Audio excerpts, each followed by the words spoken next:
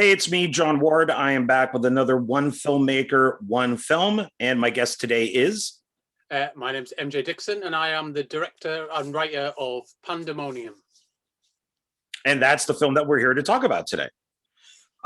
So with this film, which I watched and I really enjoyed, it's a one location film.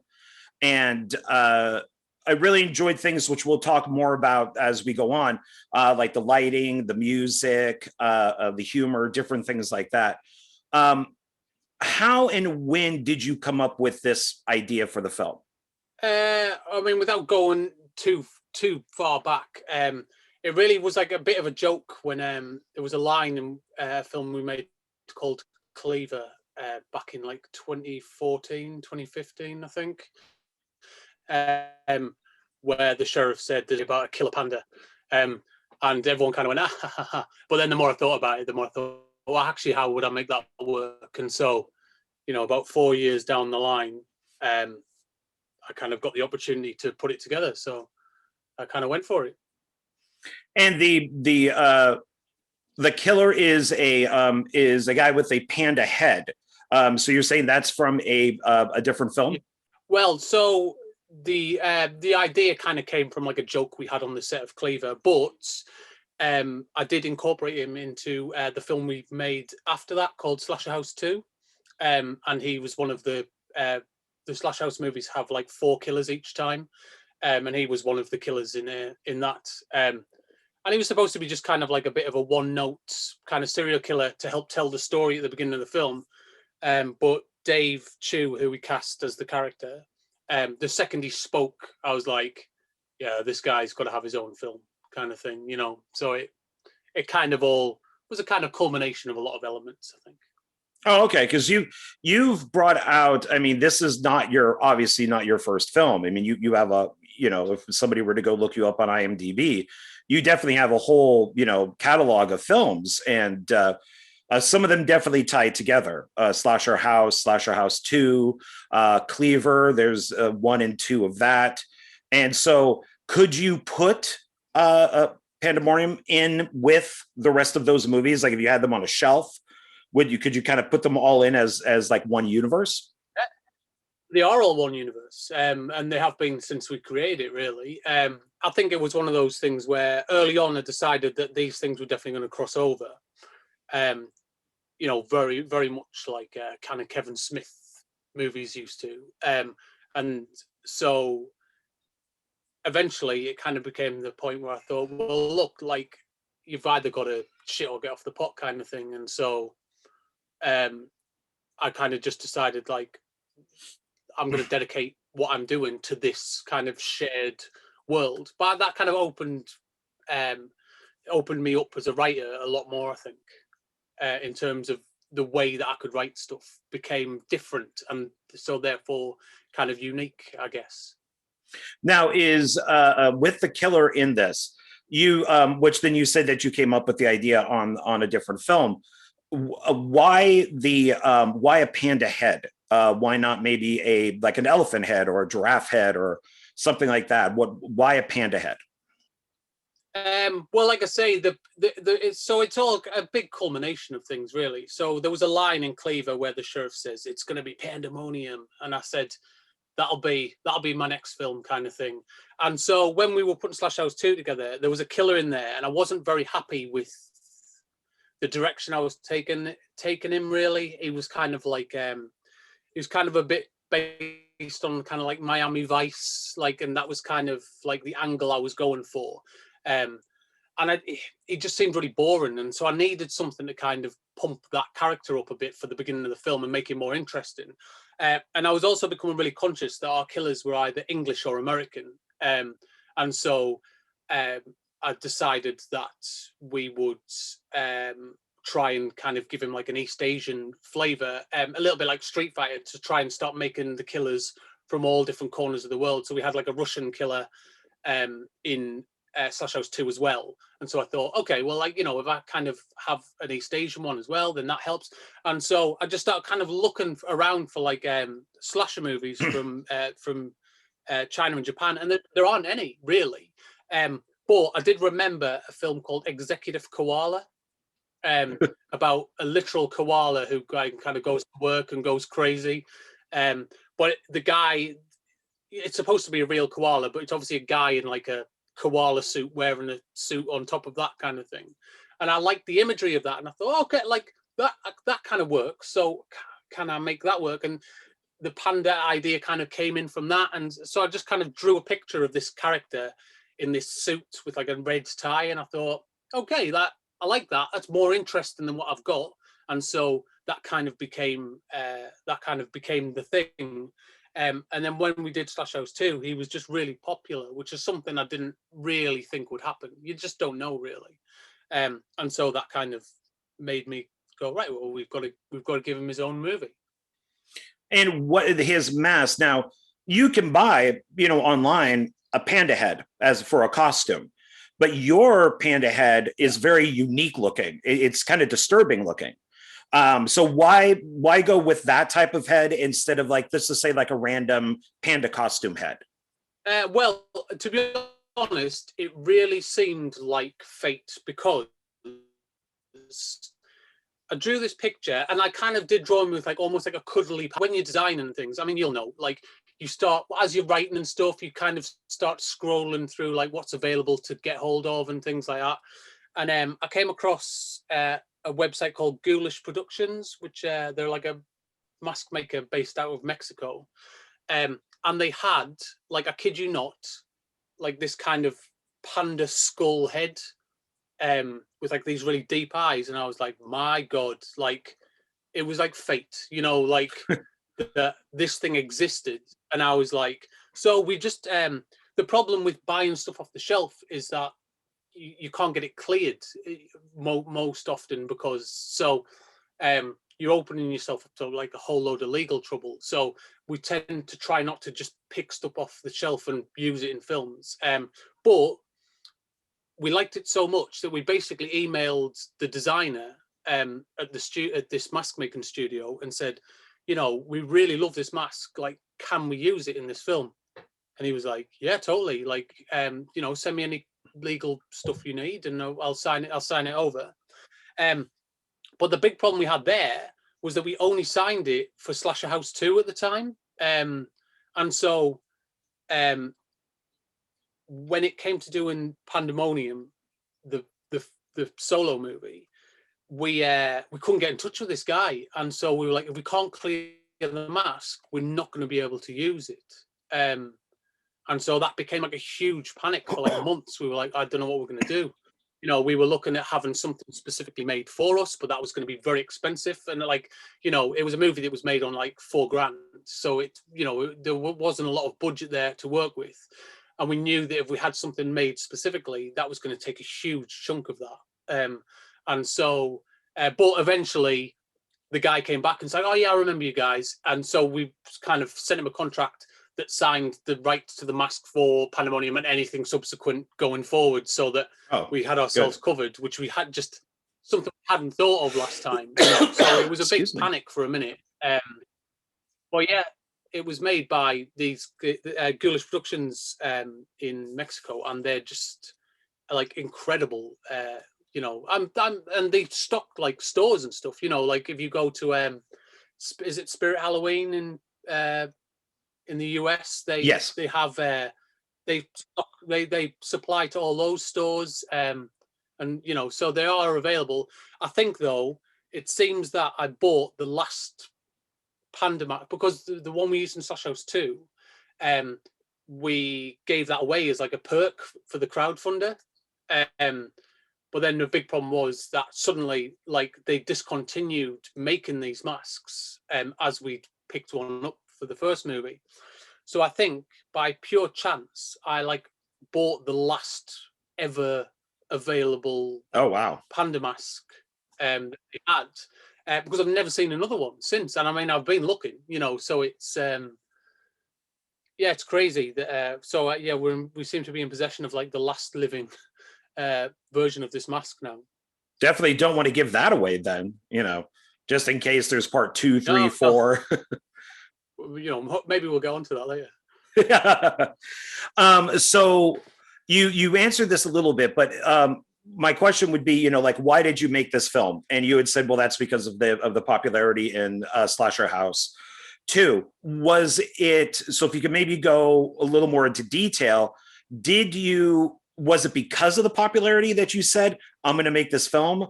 Or did you really like that character and you're like, I want to make this film. I have a whole background for this character. This is the movie I want to make. Or like I said, it was more or less just kind of done out of popularity. Well, I think when you're making this stuff, you kind of have an idea of what will be popular and what won't be. But with that character, again, a bit like Cleaver, he was just supposed to be like the first character in the film, and he gets dispatched of fairly quickly. And the idea was kind of he was supposed to be a bit of a cliche, like just like a guy in a mask in a suit walking around cutting up strippers, and that to me was like kind of shorthand for like he's a serial killer like instantly, you know what I mean? Because he's wearing a mask and he's got a knife and he's stabbing girls who are doing sexy dances, and that felt like a really quick way to show the audience that this guy's like a serial killer, and he does this all the time kind of thing. But when Dave showed up, because I think initially the plan was that he was going to be dubbed, and then he would just be speaking like his own language, and the strippers couldn't understand him, and like so that was kind of like added to kind of like the panic of it. But then Dave put this mask on and just started with this kind of like deep, dulcet kind of voice. And the second I heard the first line, I was like, "Oh, this guy's got to have his own film, like 100%." Like you just kind of know, like you suddenly, as a filmmaker, when you see something like that, you kind of go, "Oh, I feel like this has legs," like I feel like I could do something with this. When before it felt like something very throwaway. Suddenly I start going, "Okay, well, what's this guy's backstory, or what are we going to do with him? What situations can we put him in that's interesting?" And so when you start to think about it like that, suddenly naturally I started to kind of think, oh right, like maybe we've got a story here, and that kind of evolved into Pandamonium. I mean, we were quite lucky that when we launched all the film and all that stuff, he was a character that really stood out and people really liked him. So that really helped the argument. But I think, I mean, even if he hadn't been popular, I think we probably would have, done it regardless and tried to make him popular. Yeah, I like his voice, as you mentioned that, and it's a very calm.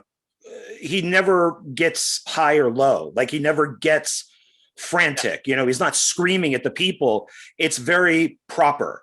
It's all one, level, and I really like that. And so the actor who's playing the killer, is that his voice or is it a different voice? Yeah, that's him. Oh, cool. Well, originally we'd cast somebody else. We'd cast like a kind of a middle-aged Japanese actor, but he didn't speak almost any English at all. And so he was really struggling to understand what we were even making. And he was like, "Is this a short film?" And we'd explain, "No, it's a scene for a larger feature film." And and this went on and on and on until like 2 days before filming, and this guy just went, "Oh, sorry, I forgot to tell you I'm having back surgery this week, so I can't make it those 2 days. Of course. We need you." And so we were like a panic, because when you're doing like no budget stuff as well, you don't really have access to like a great deal of people. You kind of have who's available. So it was just really, we put out a post, and it was a friend of my wife's from back home in the north of England, who we'd kind of all known years ago. We said, "Look, we're just looking for an East Asian actor to come and fill in the body of this, the suit and some scenes where hasn't got the mask on. Can anyone help us?" And Dave just kind of messaged and said, "Do I count?" And we were like, "Yeah, definitely." But he's got like a very thick Mancunian accent. So it wasn't exactly what we pictured, but we thought, well, like it's someone we know and we're comfortable with. But we didn't know him in in an acting capacity. We just kind of knew him in a social capacity. So, but he said, I can come and do it. So we shot up to where we could with this character with the mask on. And then we took a break for 2 weeks while we organised Dave coming, and then we picked up from there with him doing the stuff in the mask and everything. And like I say, it just kind of really, he really brought it to life. And it was his voice, I feel, that really sold the character. Yeah, I like it quite a bit, and even the poster, you know exactly what you're getting with that poster. It's a very nice, clear poster that it's not too detailed. It's not under detailed. You know exactly what you're going to be watching when you see this. And when I asked you, what film would you like to do, and you mentioned this, and I saw it on Tubi, I instantly knew. I said, this is I got to watch this just off of the poster alone. So he is definitely a character that that stands out. Now with bringing, it's really interesting. Oh, sorry. Oh no, go on. No, go on. The poster itself is. So we signed distribution on this when we were signing over Cleavers and a couple of other films, and so because of that, they released poster art before we'd even finished the movie. So when we started shooting in April, as they went off to Cannes Film Festival with this poster to kind of sell it, and so we got this poster and we were like, wow, like that's really nice, Yeah. But we don't have anything like that in our movie. So we went and shot the scenes of him coming out of the lift and things, just so that people didn't look at that cover and go, well, that's not very representative of this film at all. So we really shot some kind of like moody shots of him kind of getting ready and coming out of the lift, and all that kind of stuff, really just to help kind of tie in with the poster, the artwork that they'd put together for the film. That's interesting, because nothing in this film looks like it was added. It looks like it was all meant to be there. So you guys did a good job with getting that stuff in there to represent the poster. Because I remember watching a documentary for Hammer Films, and Peter Cushing talks about that movie, The Mummy, that him and Christopher Lee did, and how the poster shows like the mummy with a hole in his chest, and there's like a light beaming through it. And he saw the poster before they made the movie, and he's like, I'll do the film as long as something in the movie represents the poster. And so in the film, that's where he takes basically like the poker, from the fireplace, and stabs it through the mummy, Christopher Lee, because he's just like, well, no, you can't have a poster that, if that's not in the film, it's going to disappoint people. So your story kind of reminds me of that. Yeah. And so, yeah, I'm glad that you did that. So, well, yeah. Well, we'd had major problems with our first film, Slasher House, in the UK. It got signed really quickly, so we just finished it. We sent like a couple of screeners out, and it got picked up like super fast in the UK. And so they said, "Oh, can you just send us some artwork over really quickly? We want to get this out as soon as possible." And so I sent them like all these shots of all the characters that are in the film, and they did exactly what I was worried they would do. Is they put the clown on the cover, and he's only in the film for like the first 10 minutes. So of course we got because people don't understand distribution. So people just looked up our film, looked up my name, looked up how to email me, and then I just got inundated with complaints about, this rip off, the clown's only in it for 10 minutes and you pretended it was all about the clown, and so I've always been really conscious of that. Like going forward, every contract I sign is like, no, we get to have a say in how these films are represented in terms of artwork and how they go on the shelf, because ultimately it reflects badly on us, because the general populace don't understand that those decisions are oftentimes out of your hands. Well, and I think those days have passed. I mean, you have, I remember as a kid going to see Battle Beyond the Stars, the Roger Corman produced film. And I looked at the poster, and then I saw the movie, and I came back out and looked at the poster again and said, half of this isn't in the movie. And I was a little kid when that came out. And then of course I later, as I grew up, I realized that's what Roger Corman is famous for. So you kind of accept it. But a lot of Yeah. posters back in the day were like that. I mean, they just did it. You saw the movie because of the poster. It doesn't necessarily mean that's going to be in the film. But these days I could see people, especially with social media and all that, getting really mad if you have something that's on the poster that's not in the film. Oh yeah. Well, Yeah. people. I mean, there's in the low budget world to start with. There's kind of like there's this attitude of on reviews they're trying to trick us. It's low budget, like as if we're trying to kind of pull some kind of con. You know what I mean? So there's already that Right. kind of attitude out there. So I mean, instantly, as soon as a film is misrepresented in any way, they come down on you like a ton of bricks, really, and that's always reflected in your IMDb score. Right. Yeah, that's completely understandable. For today, I guess there's no, especially with how people can make posters just on their own. They shouldn't be representing things, representing things. Was the film always going to be a one location movie? Well, weirdly, it's not a one location movie, even though it's all set in one location. So initially, we had access to like a school building where we'd shot a couple of other films. So initially, our idea was to turn one of the floors in one of these outbuildings at this school into like an interchangeable office setup, basically, because that was like what we had access to essentially. And so that was our plan. Was we were going to turn it was a ground floor kind of thing. So there was like trees and bushes and everything out the windows. So our plan was to basically turn this and do that and then shoot everything there. And I started looking into like drops that we could do outside the windows to make it look like they were in a high rise and things like that. But the more we tried to figure it out, the more we realized that we didn't really have access to quite enough stuff to make it work with the location that we had. And it was going to take quite a lot of set dressing that we just didn't have the budget for to make it happen.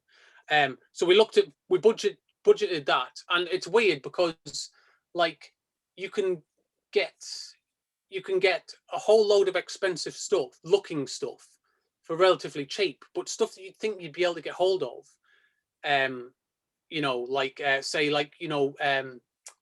cubicle dividers and things like that.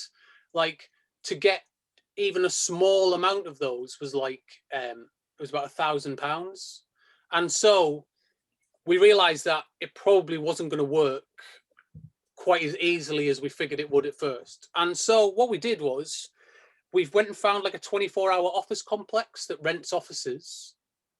And we just went in and said, how much is it for your smallest office for a month? And they were like, I can't remember. It was like, £800 plus VAT or whatever. And we were like, okay, and that gives us access to the whole building. And they said, yes, yeah, 24 cool. hours a day. Yeah.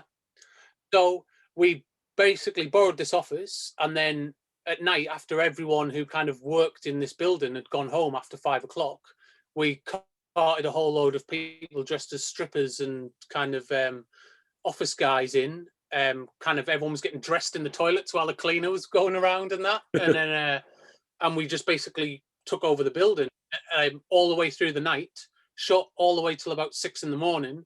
And then we went home as people were arriving to use the office in the day. And it cost us probably less than it would have to dress and build this whole kind of set that we were trying to put together. Well, yeah, and it looks more authentic.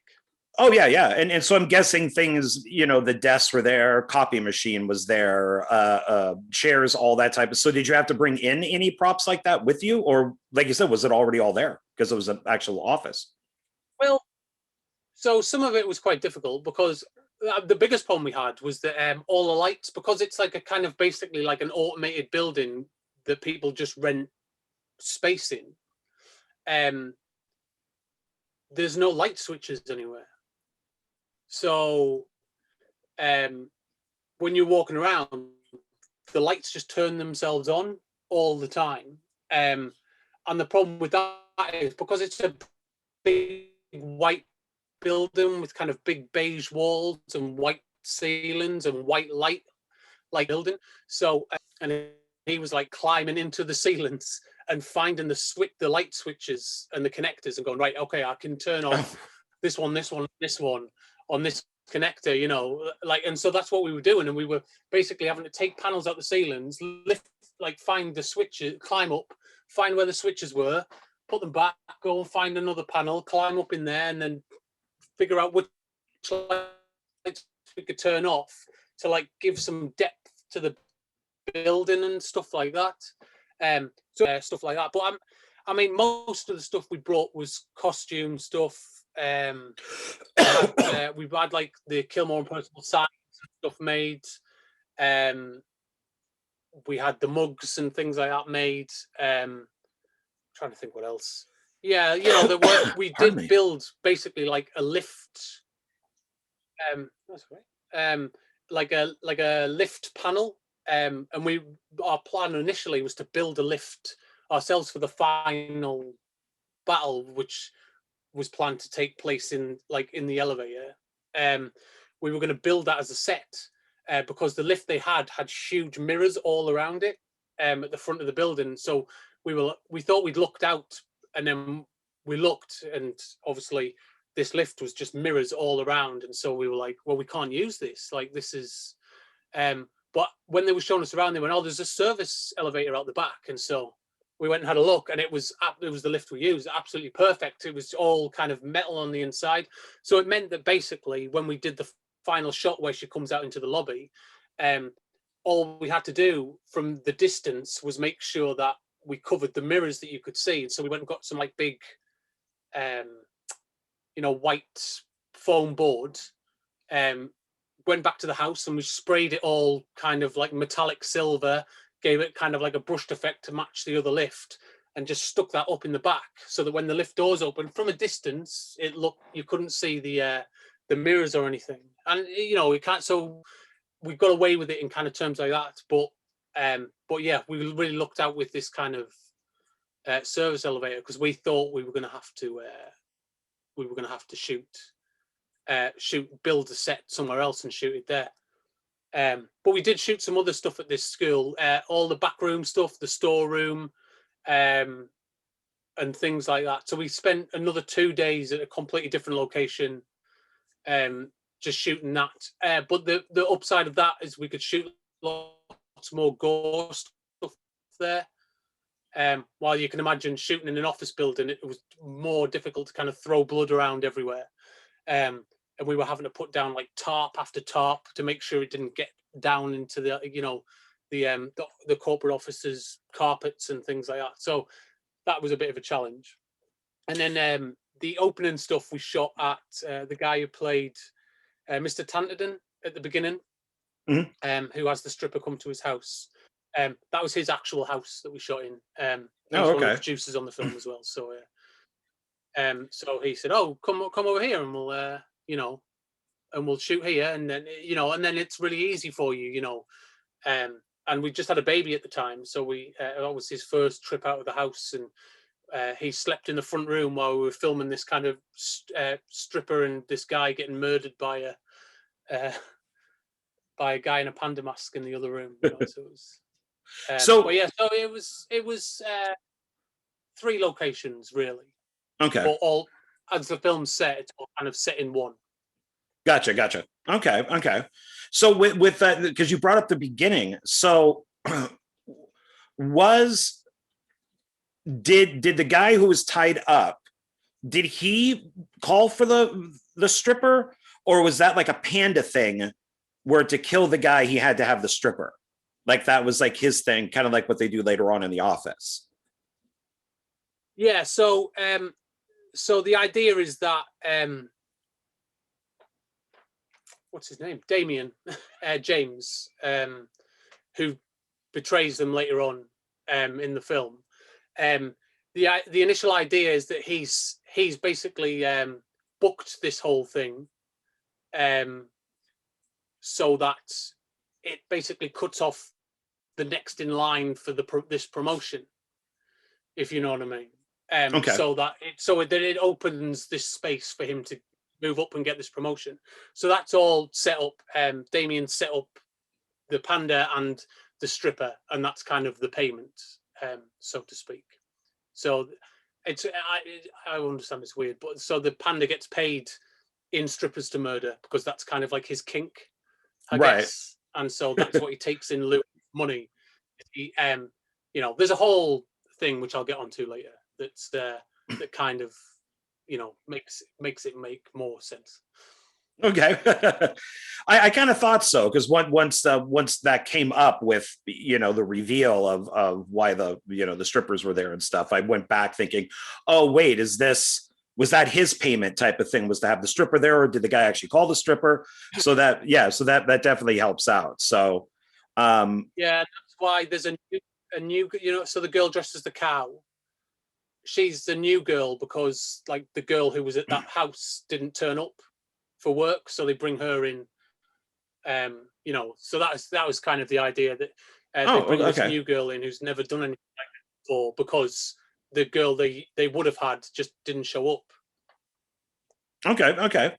So with knowing that this character was popular in Slasher House 2, what kind of determined your budget? Like, this obviously wasn't just a brand new idea, brand new film. This is already an established character. Did that help with kind of determining what your budget would be? How did you go about figuring out the budget for this?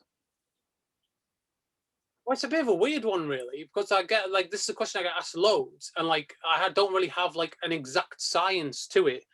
But I mean, I've been doing this for about 20 years, and so what I tend to know is I know how much I need to feed people and how much I need to pay for them to get there, and if they need somewhere to stay or anything like that.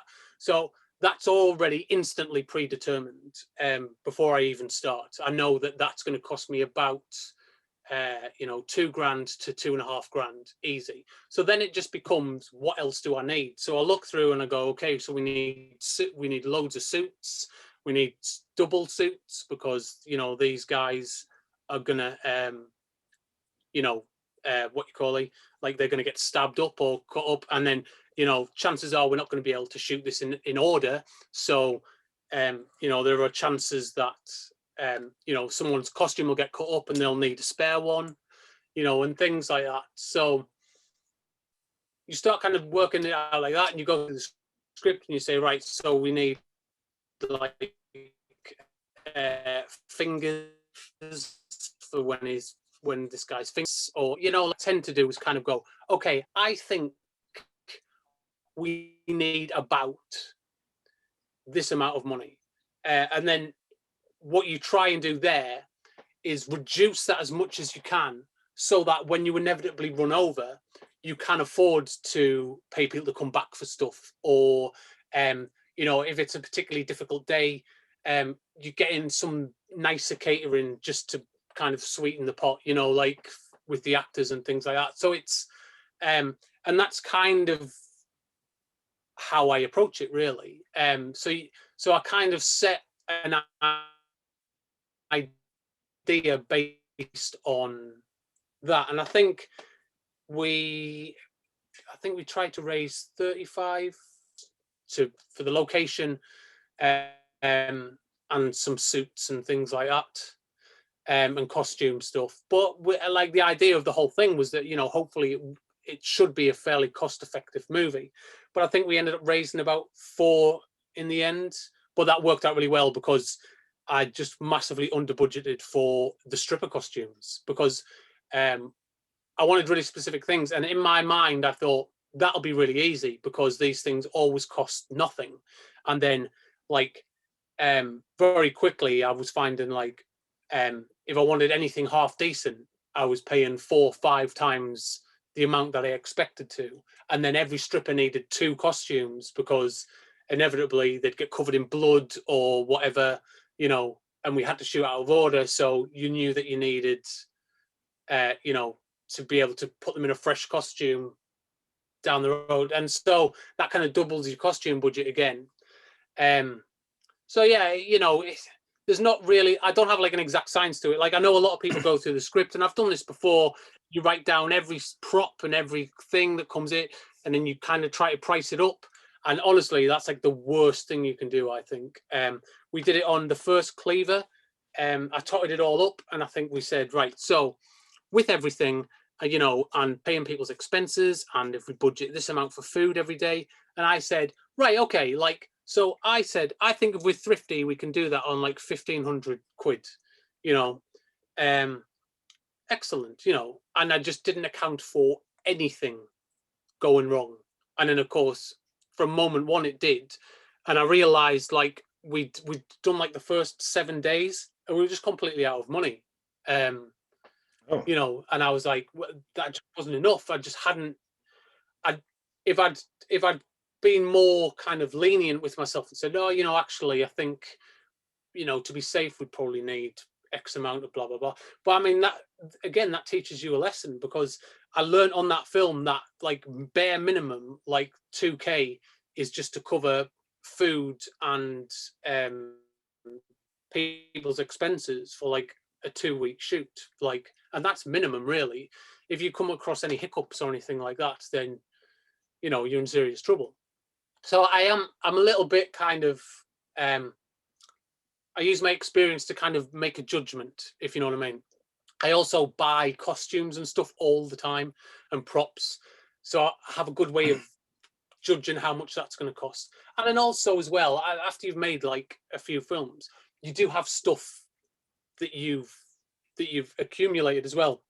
So you do kind of go, okay, so someone needs to get stabbed in the head. Well, what do they look like? Right, okay, well, I've got a head that I guess can kind of look like him.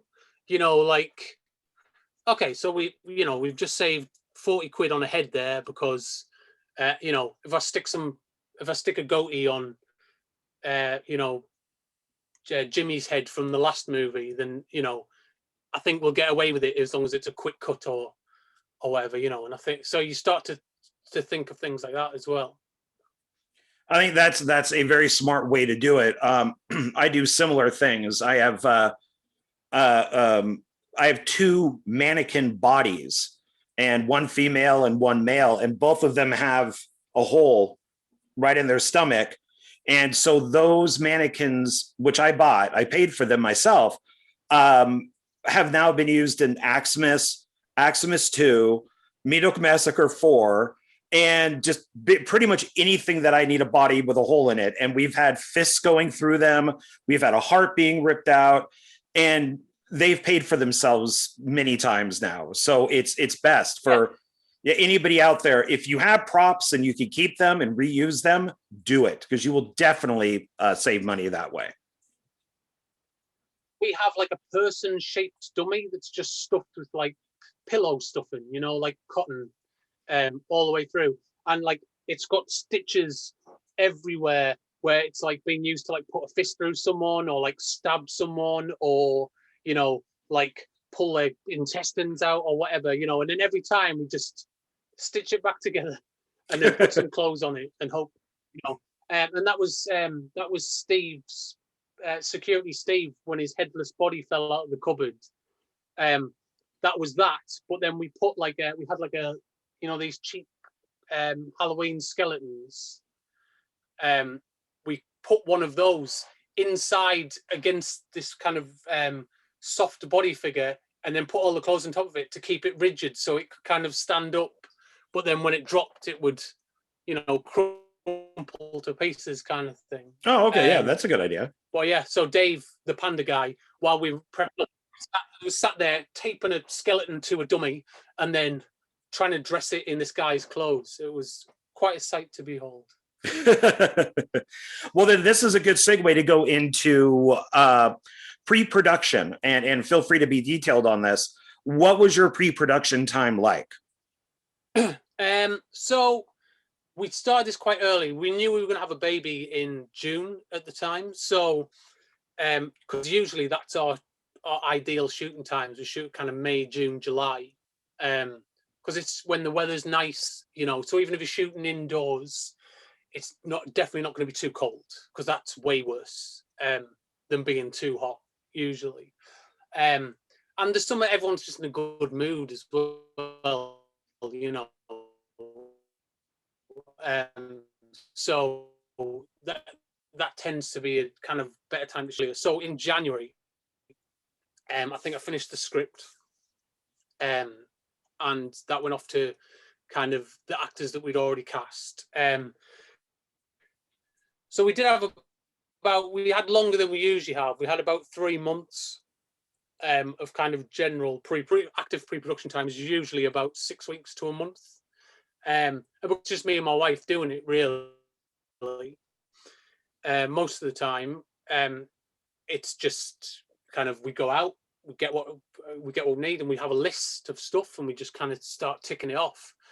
And that with Pandamonium, we put a shout out and said, if anybody has any suits, like black suits and white shirts, just send them our way. You know, because we needed so many. And the second you start looking for like suits brand new, even at their cheapest, you're talking about £100 per suit. So that was kind of out the window. So we were going to like every charity shop we could find, and any black suit top and trousers that was under a tenner, we were like, yep, we'll have that, you know. And we're just throwing these things on a pile. So that was our pre-production was basically made up of grabbing mismatched suits from everywhere we could. Yeah, you know, but I think we had actively about 6 weeks, but we did, casting was a bit of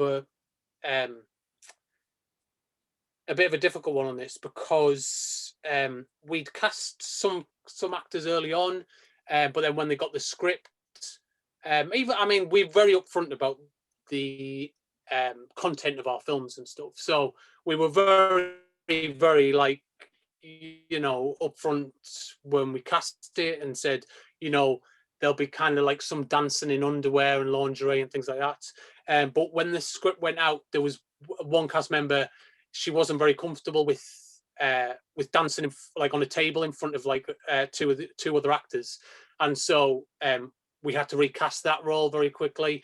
And then we'd written initially Daniel, the main guy, the hero, I guess. We'd written that specifically for an actor that we'd been working with, but he just signed with quite a big agency in London, and so he suddenly was kind of like, yeah, I'm not sure I want to be doing indie stuff kind of anymore. And so we were like, oh, that's a bit of a bummer. Like, and so we looked at a couple of people that we liked, but they weren't available.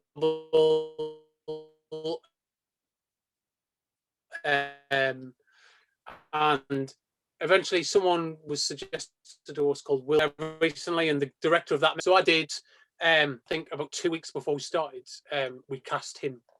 But that was like a really, really last minute casting for us.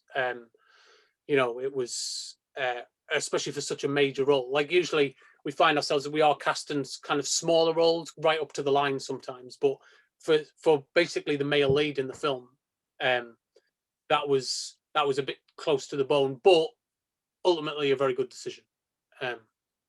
So I'm glad that we waited on that.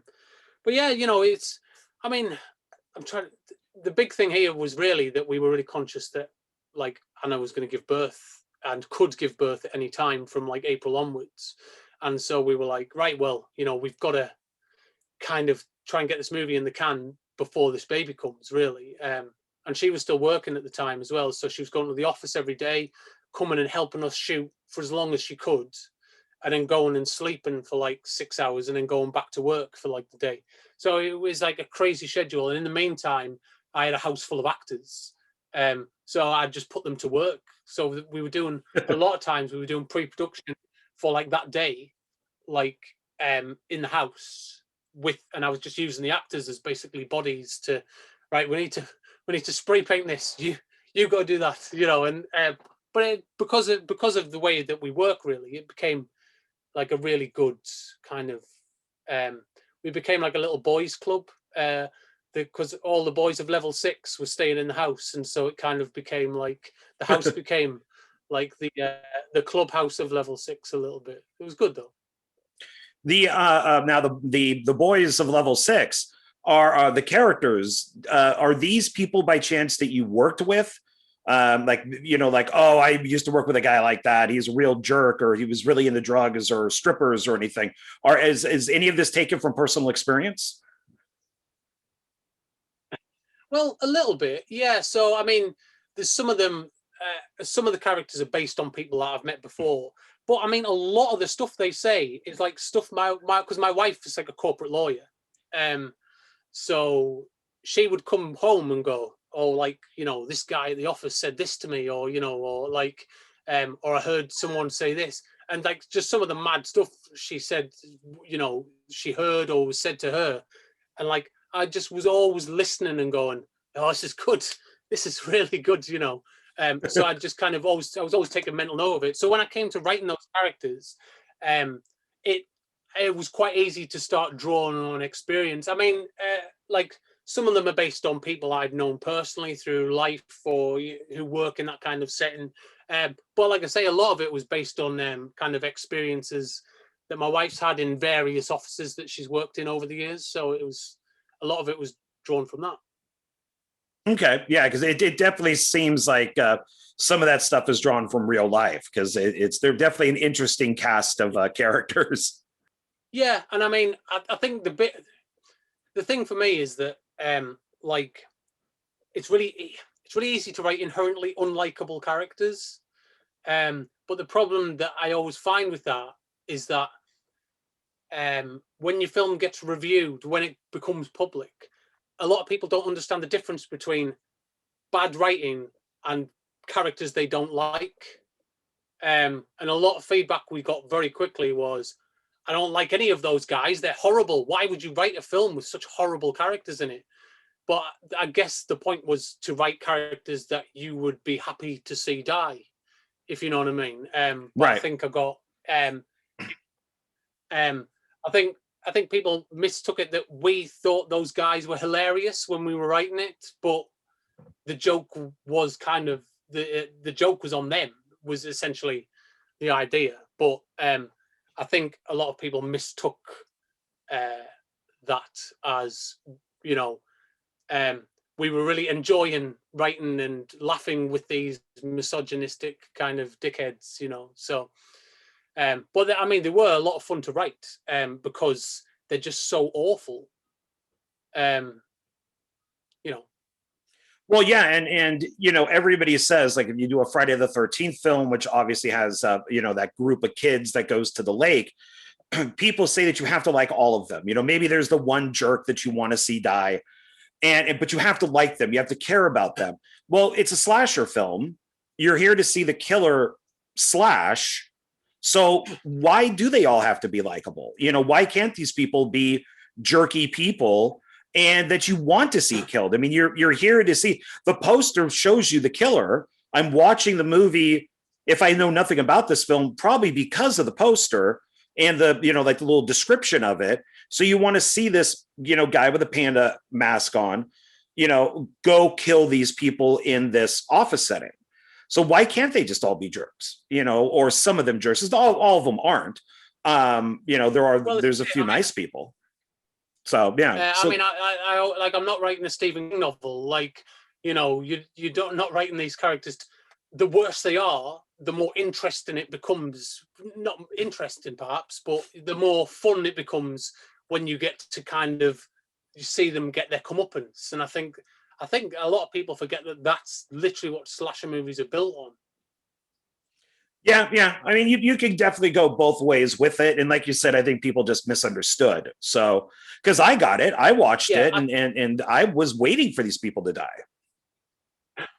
yeah, and I mean, I find it weird that people could misunderstand it because there's literally entire scenes where these girls pour their hearts out about how awful these guys are, and you know how they're trying to empower themselves in different ways. Like there's entire speeches about all this stuff, and yet I find it strange that it still gets misunderstood.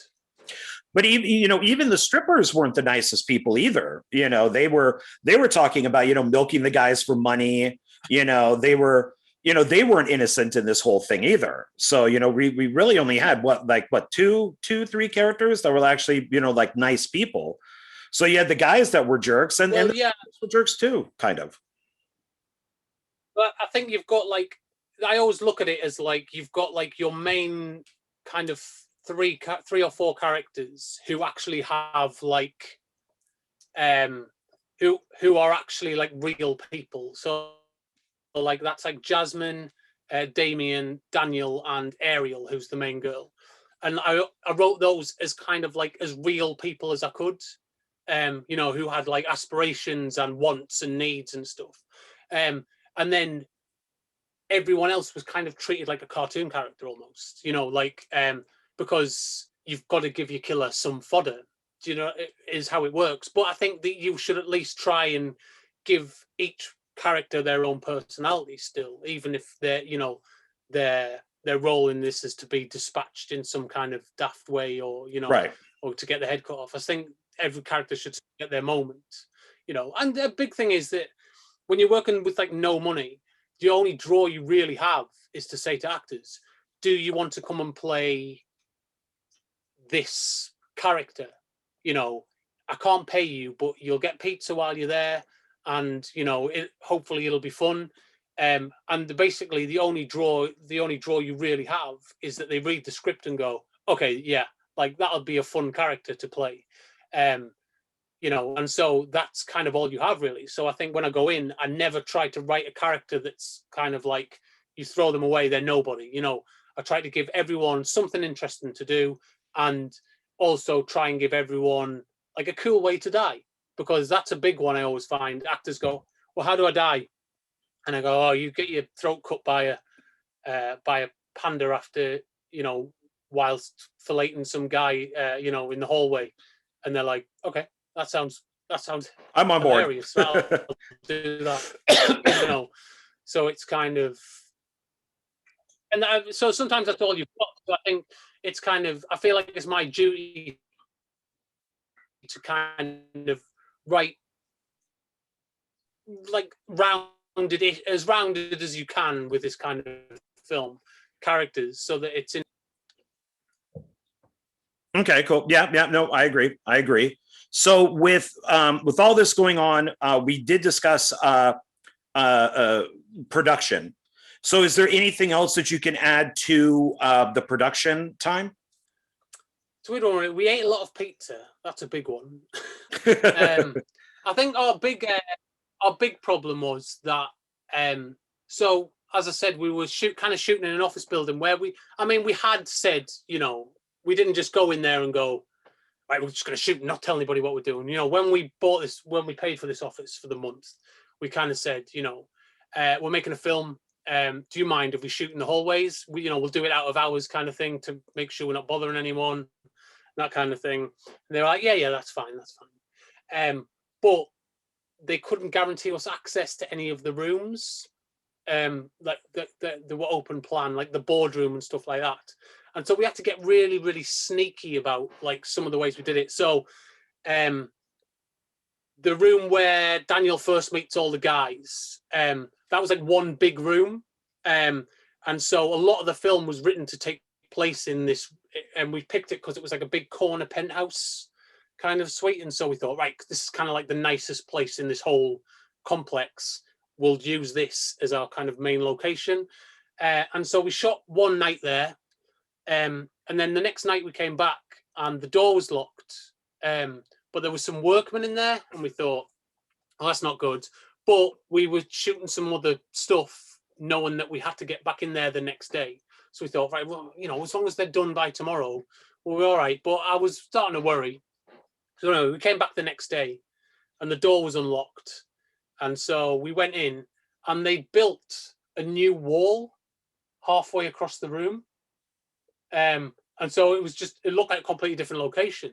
And so we had to like completely rewrite the whole setup to like spill out into the corridor so that we could then move into the other place where a lot of it took, happened. But the problem was that we shot the final battle in there, like in the first couple of days.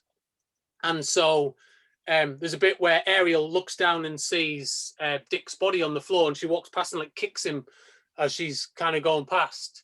So we'd established that, and then we were like, but he can't die in here now because it's not the same location anymore. It looks completely different.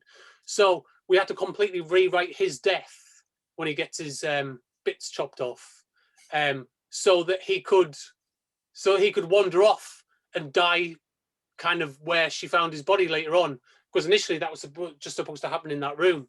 So we had to completely rework, because initially I think he comes wandering in and the killer comes up, cuts his throat, and he fell down on the floor, and that was him dead kind of thing. But because of the location had changed, we were like, well, how do we get around this? And so we came up with his new death, where he gets his bits chopped off, and then he just wanders off, kind of bleeding to death, pulling his pants up. And he had like a whole load of like lines. But he's wonderful. But when it comes to like giving him lines to say, he is a nightmare. Like, he wants to ad lib all the time. And the building was so noisy, like with air conditioning and all that kind of thing, that it was almost impossible to get any actual takes during the shots. What we were having to do usually was shoot an entire scene, and I was taking the actors to like a quiet corner, like either down, where the toilets were, or like at the back of the corridor, and we were just running through the scene again with the lines, and they were doing all the actions, but we're doing it purely just for dialogue, so that if I needed to, we could put that in. But the problem with Lee was that he likes to ad lib so much that he was like ad libbing this scene constantly. And so what we had to do was get him to ad lib it and ad lib it and ad lib it until he kind of decided what he was going to say, so that when it came to it, we could record his dialogue afterwards. And then I don't think we ever quite got it, but I managed to kind of cut around it to kind of place it together, so that was like a kind of interesting, thing that happened throughout that. I think was So because you never know what's going to happen on these things, do you? Like, it's Right. It can all go so wrong so quickly. But I think that was the biggest problem we had, and because everyone was such a good crew, we like managed to solve it in about 20 minutes. They said, right, look, okay, you need to come and look at this room. It's now two separate rooms. And I was like, okay, that's a massive problem. How can we solve it? So we kind of worked it all out. And then Lee said, well, what if I do this and that? And I said, okay, we can do that then. We'll kind of have everything roaming. But it also meant I had to shoot like a huge scene in like 4 separate pieces, so that I could move them from one location to the other, which was a massive challenge, because we had a lot of people crossing over, and and it was one big scene in the script, and my plan, I think, there would have been just to shoot each person's part of that as it went on, but instead we had to break it into 4 pieces so that it was constantly moving, so it went into that other room, so it was a bit of a challenge. But I mean, like, because everyone, we all know each other quite well at this point, it was really easy to kind of get everyone's kind of tuppence, thrown in to say, all right, we can do this, and we'll do it this way and do it this way. And, so it really worked out all right, actually. His scene the other problem is that we never knew what rooms would be unlocked at night. Oh yeah, that is a problem. So we had our friend Paul, who played Cleaver in Cleavers. He was working on, him and Tiana, who plays Molly. They were crew on this, and so what he would do is, when the cleaners were coming around at night, when everyone was getting dressed, he'd say, "Oh, sorry, we need to use this room tonight, and they've accidentally locked the door. Do you mind?" And the cleaner would open it for us, and let us into these rooms. So, a few times that really saved us, especially the boardroom, because the boardroom kind of became like our safe haven almost, because it was like a huge long table that we'd all sit around and put our makeup stuff down, or our costume stuff or scripts or whatever. So every night we'd kind of trick in this cleaner into opening the boardroom so we could all use that as like a production base. And then when she was unlocking a room to clean it, we'd be like, oh yeah, we're in here tonight, and go in there so that she didn't lock us in there or whatever, and it just kind of so we have to get a bit smart with things like that. But it's that's what you got to do when you're making no budget movies. Oh yeah, definitely. And the scene that you're describing, I thought was pretty funny because, and it's appropriate too, for him to get stabbed down there. But what I noticed is that when we see his penis, it's like that. Is that intentional? So, yeah, guy Cameron Bloomer, this was really last minute, so we decided this is how he was going to die probably about an hour before it happened, because initially we were still going to stick with the throat cut, and then I was sat there and I thought, his name's Dick, and he's got to lose it, like that's got to be the joke here, right? Like, why is that not a thing that I've thought of up to now? So I said, can you make us a fake penis, Cam? And he basically said, well, I don't have a lot to work with. So he came back with like 3 pizza crusts, and one was like, a full-size crust, and then there was a slightly smaller one, and then there was like a tiny little one. And he said, I can probably, with like a balloon and some latex and stuff, he said, I can probably make a penis out of one of these. Which one? And I went, obviously, Cam, it's the smallest one. Right, it has to be. And then we made sure that he picked it up and showed it to the camera just so that people knew that it was like this tiny little thing. But of course, Lee loved all that. He thought that was fantastic that we'd given him this tiny little kind of purple-ended penis, to hold up in front of the camera. Oh yeah, because he's definitely the guy who would have a small penis. I mean, if you met that person in real life, which as I'm sure they exist, you know that it's like that. I mean, you just know it just from his actions. Yeah. So that was pretty funny. Yeah. Absolutely. So now, what about you got a baby on the way? What about post-production? What happens with that? Wow, that was a really difficult one, actually. So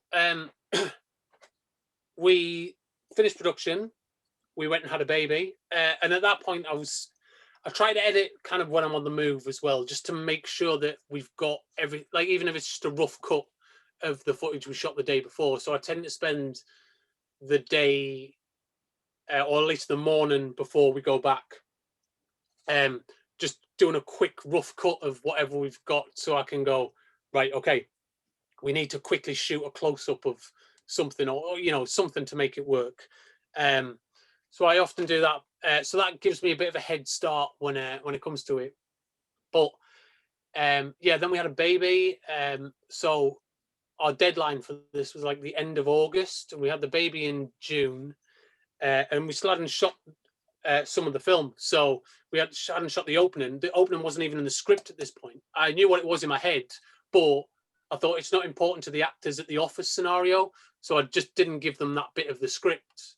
I didn't kind of waste my time writing that. I thought, right, I'll give them this bit and then I'll work that out as we go. So then we wrote the opening, which was a lot easier to write it after the fact. I always knew what it was going to be, but it was much better understanding the tone much more.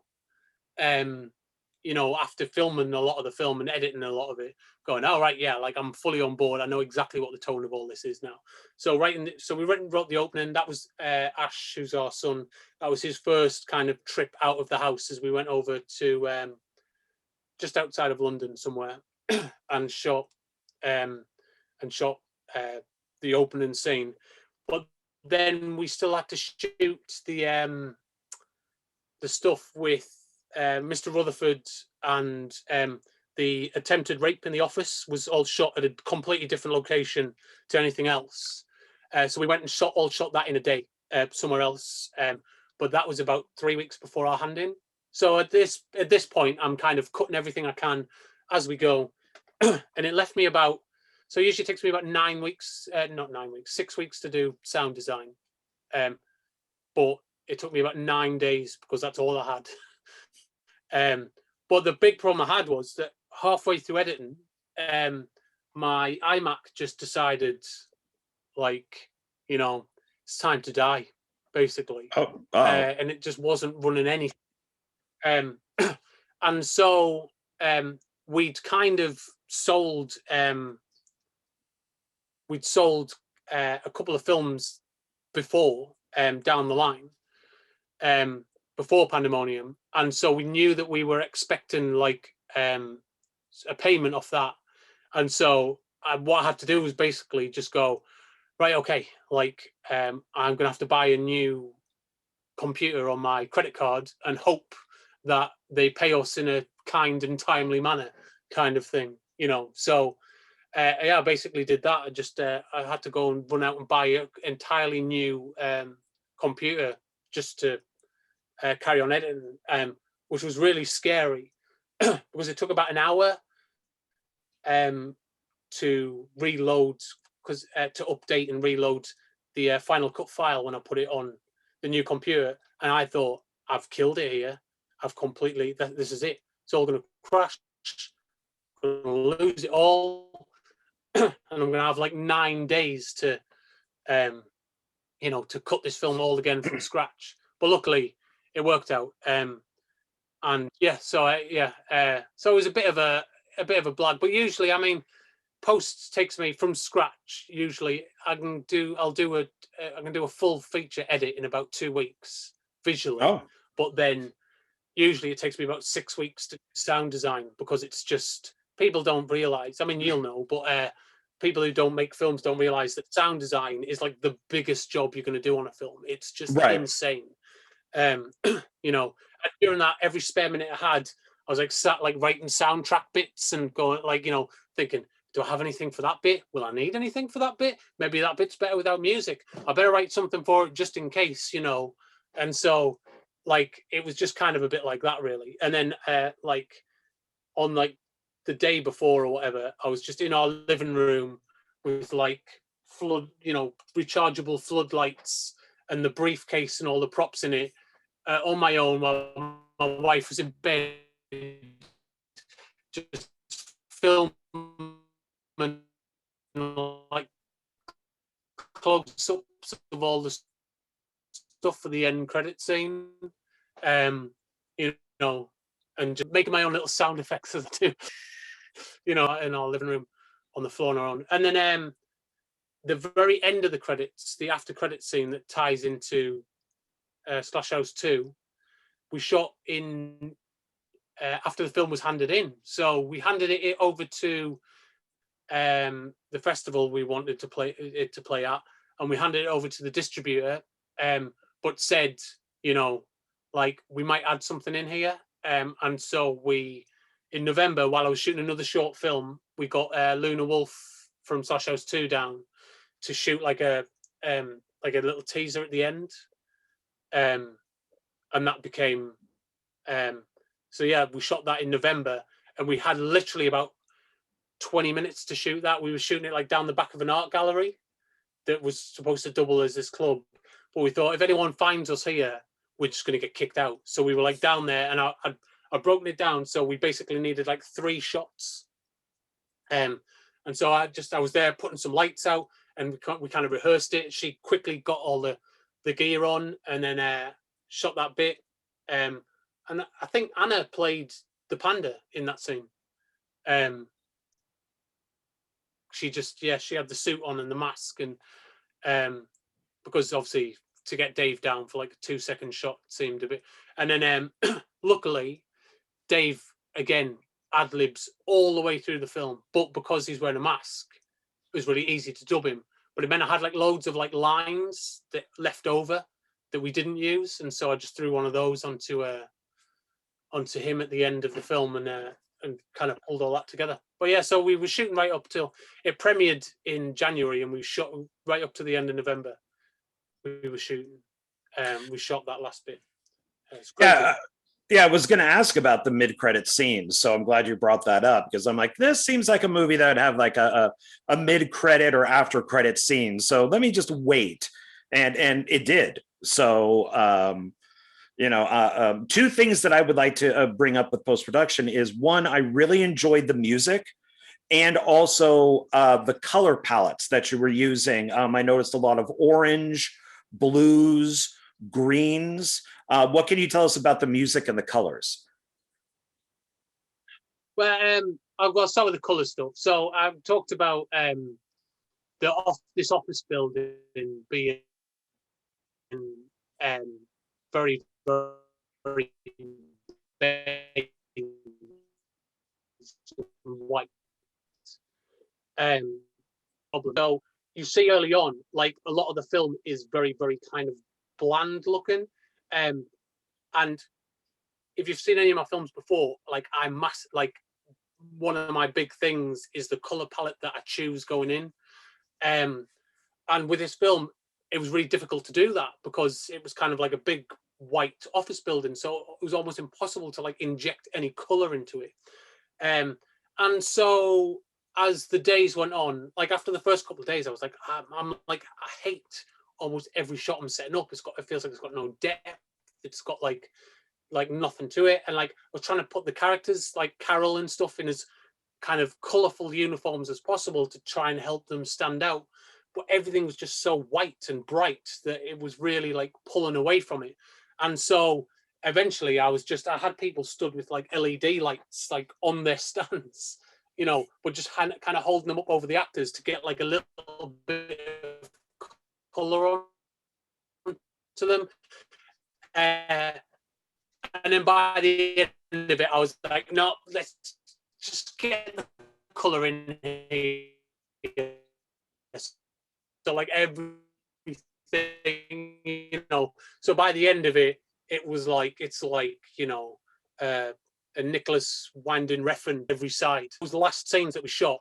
I mean, it's quite subtle throughout the film, but every time we had Damien in there, I always had like a red light just kind of hitting him from somewhere to signify that, he was embroiled with the panda. So it was like just a little bit of red always hitting him from somewhere. It was coming from a window or, just always trying to, and for the most part, I think we made it work. There was a couple of bits, especially where the girls are trying to escape and the door's locked because where the guy gets his fingers chopped off. And it was like a dead end, but we didn't have access to any of those doors down there. And so I couldn't get any light anywhere. And it was really frustrating. So we were having to kind of try and push it through from the back and trying to light from the front, but it looked really flat. So we were trying to get it up on top. But it was really, really difficult to light that scene. It's like the one scene that always looks a bit grainy when I watch it back because it was just so hard to get any kind of color or depth out of that. But I think, by the end of it, the film kind of took on the color palette that I wanted it to. But I think luckily that works for the film because the early stuff is kind of the boring, bland stuff. And as the film goes on, it kind of starts to inject more color into itself. And so I think it kind of worked in that regard. So it wasn't kind of the stuff that I wasn't particularly happy with it looking bland is kind of like a boring office day, kind of stuff. And so I thought, okay, so stylistically, it still kind of comes together. So I was quite happy with that. And then the music is just, I quite often write a lot of kind of 80s synth stuff. And there's a lot of that in here, but I've kind of made a bit of a concerted effort to try and kind of inject, because I think as well, this is probably the first non-period piece we've made in 3 or 4 years. So I was conscious that I usually really kind of go for whatever period we're kind of shooting in, whether it be have a 70s feel or an 80s feel, or with Cleavers, kind of like the late 90s or whatever. I always try to kind of have that feel to it. And so I was a bit conscious. I wanted to go for something that was a little bit more modern, but still kind of kept that synth to it, And I wrote like a theme for the film that it's across the entire film, because I wrote the end credit music first. Well, So what I tend to do is write an overall theme, and then I go back and kind of use that theme to write the different motifs for the film. But when I came to the end credits, I really didn't like what I'd initially written, even though all the rest of the music was based on it.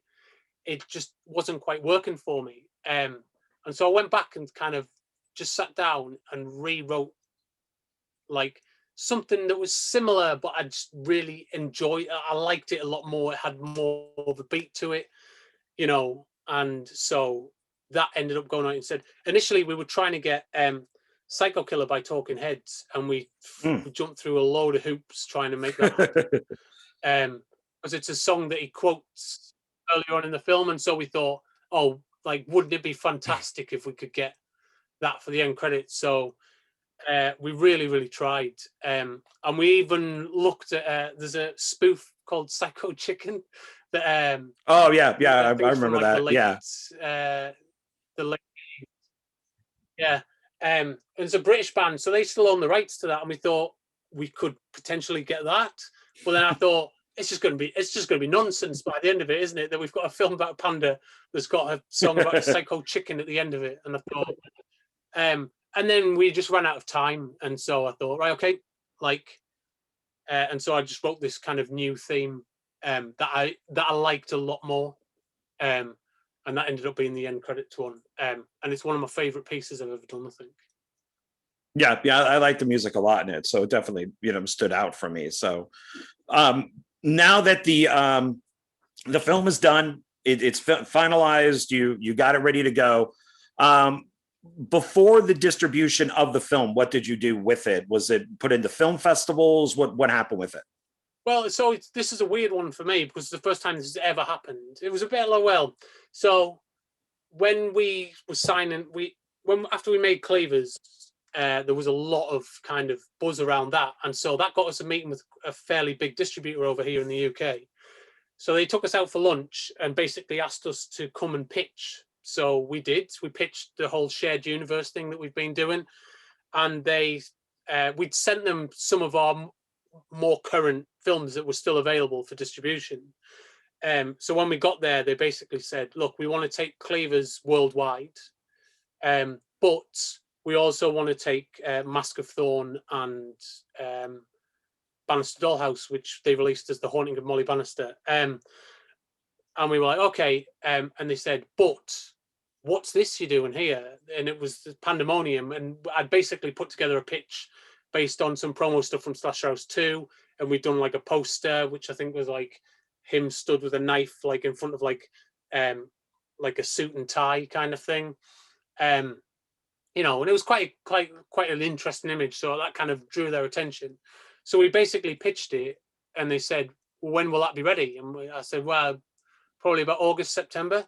And they said, right, we'll take that when that's done as well, then, if you want. But they didn't offer us any money. So we still had to raise the money and make it ourselves. But I mean, there's something about knowing your film is going to get to a wide audience when you're making it that's quite nice. And very quickly, your actors are more interested because they're like, oh, like it's going to be on like store shelves and stuff, and you're like, yeah, right. Oh, right, cool, yeah, I'll definitely be there. I'll come early. I'll even arrive on time, kind of thing. So yeah, it's just not stuck on your hard drive somewhere. Yeah. So because I mean, up until then, really, we've just been self-distributing, and it's been fine. Like we've been having a good time. We make enough money to kind of break even in terms of like insurance and and things like that. And so our whole plan had been based on just kind of, let's just keep making these and keep putting them out, but because we strategically set up Cleavers and Bannister Dollhouse to coincide with the release of It Chapter 2 and Annabelle and the Child's Play remake, that drew a load of attention from a load of distributors, and one of them was 101, who we ended up signing with, and they were like, oh wow, like what a good strategy, like we want in on that kind of thing. And then ironically, they released Cleavers at the right time, but they waited another year to release Bannister Dollhouse, once that whole thing had died down. So, but our plan had been to release it ourselves around that time. But then Pandemonium kind of didn't really fit anywhere, so we thought, well, you know, we'll just make it. We'd thought that we'd heard there might be a Five Nights at Freddy's movie coming out at the time, so we were like, okay, well, like maybe you know, it's got animal-headed people in that, like, you know, maybe we can release it to coincide with that kind of thing, and you know, so that had been our strategy, and then suddenly they just went, no, we'll take it, and so that was it. We just kind of knew it was going to get distribution before we even started. But what we did say to them was, look, like, it has to premiere at this festival, because they wanted to take it to Fright Fest, which is the big one in the UK. But we've always premiered at Horror on Sea because, like, back when we made the first Slasher House, and no one cared who we were or what we were making. They said they put our film on, you know, and so, you know, like, you know, and we have to be allowed to do that with it. We have to be allowed to take it to festivals and things like that. And so they agreed with that, and then eventually they agreed to let us also kind of do our own, like, sell it from our own website and stuff as well, which is a big once they'd done their DVD run. Because the problem with kind of big distributors is they do like a run for about 3 months, and then, like, they'll just let your film sit on VOD forever until, you know, until your contract runs out. So we were like, well, if DVD sales are kind of drying up, then, because they said, you know, once it comes off supermarket shelves after, like, you know, 12 weeks or whatever, like, that's kind of the end of DVD sales for the most part. Anything, you know, as far as they're concerned, anything meaningful. So we said, well, look, you know, we'll have those rights back then, and we'll, you know, so we can kind of provide to the people who want that. So did are you so that's planning? been a good thing. It's been interesting. Oh, okay. So I mean, did any of the distribution, I mean, sequel, anything like that come into play? You know, like, oh, we'll distribute this if you're going to do a sequel, or is that something you've always planned? Well, so after Cleavers came out, we had another meeting with them, and we pitched what we were up to. So Slash House 3 was the one we were pitching at the time. So they wanted that, but they also offered to fund 2 movies that I've been trying to get off the ground for about 10 years. These are like my kind of dream projects that I think if I tried to do them on like 4 or 5 grand, I don't know if I'd do them justice, kind of thing, you know. So this was kind of an opportunity to say, you know, like, we need some money for these, but and so we had this meeting, but embroiled in that was, we basically went there with follow-ups for Mask of Thorn, Cleavers, Bannister Dollhouse, and Pandemonium, and said, you know, we have these kind of teeter and ready to go should you need them, you know. So it's just a case of you know, seeing how well these things do and whether they want a thing. But then, of course, as we're about you know, about to go into production on Slash House 3, the world just turned upside down. And so it's been very difficult, kind of, because they don't know where they're at now in terms of producing stuff, because everything's changed. And so so really, until things start to go back to normal, I don't really know where we stand in terms of that specific deal. But in terms of what we're doing, I mean, the thing for me is, like, if I waited for people to say, yes, you can go make this thing, I'd never get anything done. So, you know, we just keep on trucking no matter what. So there's Pandemonium Incorporated, is the follow-up to Pandemonium that we have in the works at the minute. And we've already confirmed Dave returning, Oriana will be coming back, and of course Danny Thompson as Jasmine Sands is also returning. So, I'm quite excited to start putting it together. It's a very different movie, is the sequel, but I mean, that's kind of what we tried to do, really. Cool. Well, yeah, I look forward to that. So, now you could see the film on Tubi. That's where I watched it. What's happening with the film otherwise than Tubi? Is there a hard copy? Can you get a physical copy of the film on DVD or anything? Yeah. So I mean, I'm assuming I don't know how DVDs work over there, but so here you can still buy it in like HMV and I think Asda and stuff like that. But they had it in Walmart in the US. I know that. I don't know how that works in terms of whether they keep stock or whether they push new release stuff out to other shops or whatever. But it is available on hard copy. It's also on Amazon Prime in the US and the UK, I think. And we'll have our own edition of hard copy edition coming out shortly, I would have thought, as well. Their own website, although I don't know when. We're also looking at, I know we do, let me have a look back here. We do like VHS editions of our films. Oh, those are cool. So we'll probably be looking at doing like a Pandamonium VHS at some point. I don't know whether it'll be this year or next year or maybe after that, but at some point we'll be looking to do that as well. So it's available kind of wherever movies are available, I guess. Yeah, because I definitely want to pick up a copy. So since I do have 3 of your other films, so which actually kind of then leads me into now. One of the questions is like, since the release of this film, what has happened to your career? What you said, you've been doing this for like 20 years. If people were to look you up, you have a bunch of films. So with this film, is there that point where I can't really ask that question? Because you've already mentioned like 3 films you're going to be doing in the future. So has anything kind of out of the ordinary happened since this film has been made that would kind of boost your career? Or is it kind of just on that flow, now that you've made so many? I think the problem is it's really like at this point, it's really hard to say because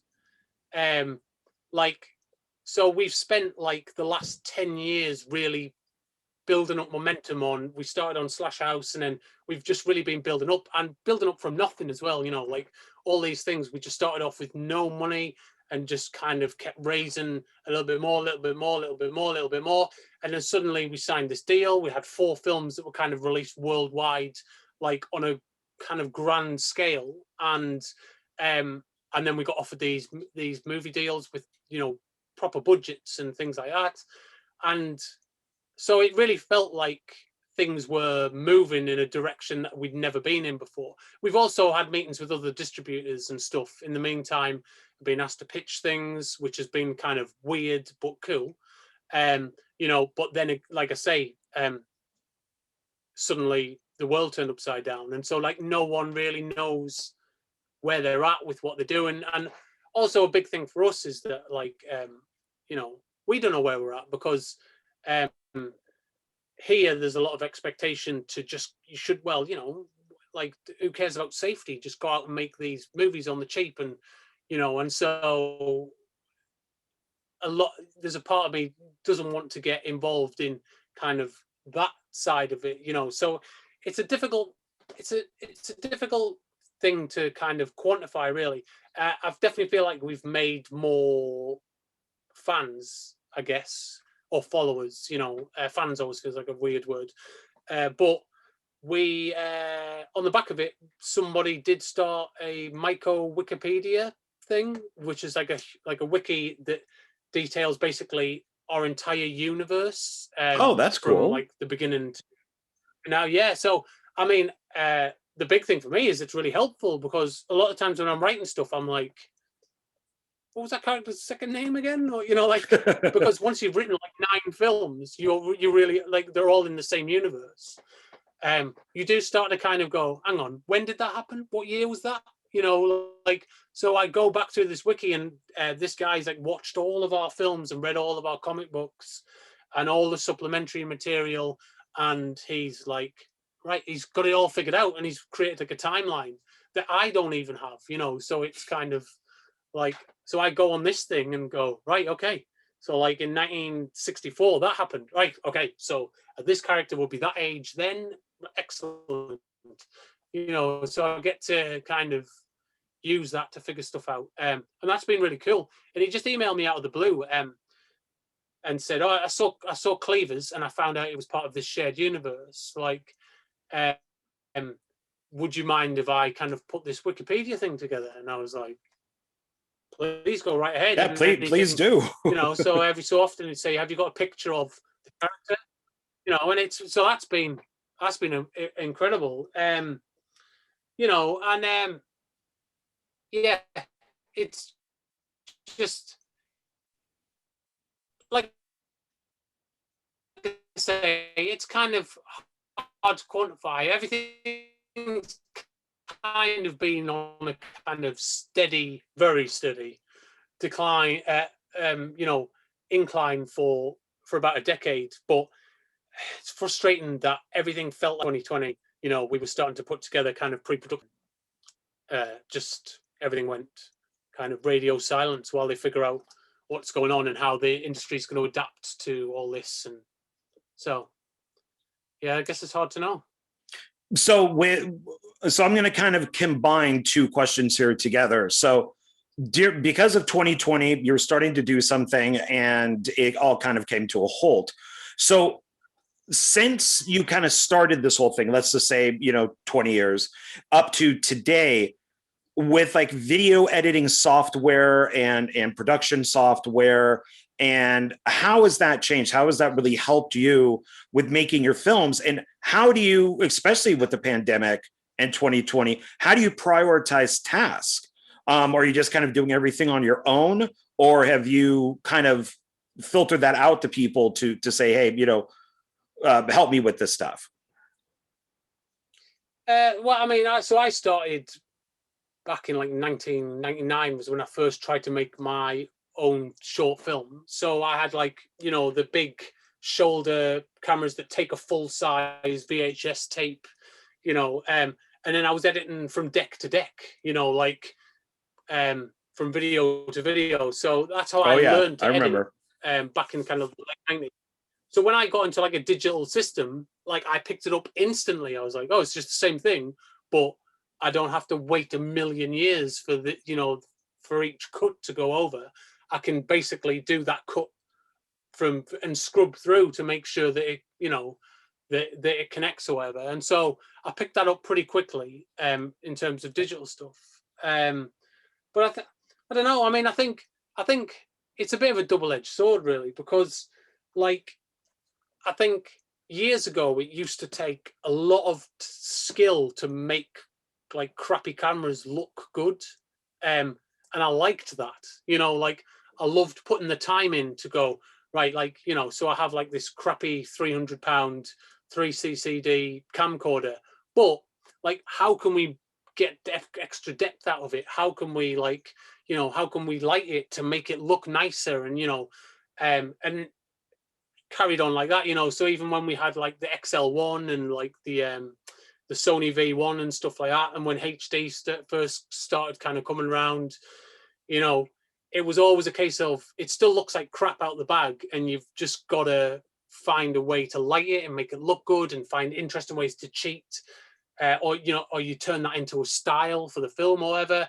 And I really enjoyed that. And I do think that like with the kind of advent of DSLRs and then kind of modern cameras, and especially like Blackmagic stuff, I feel like almost like you can just pick up a camera for like less than £1,000 now and point it at anything and it looks fine, right? Even if you have like no skill or talent.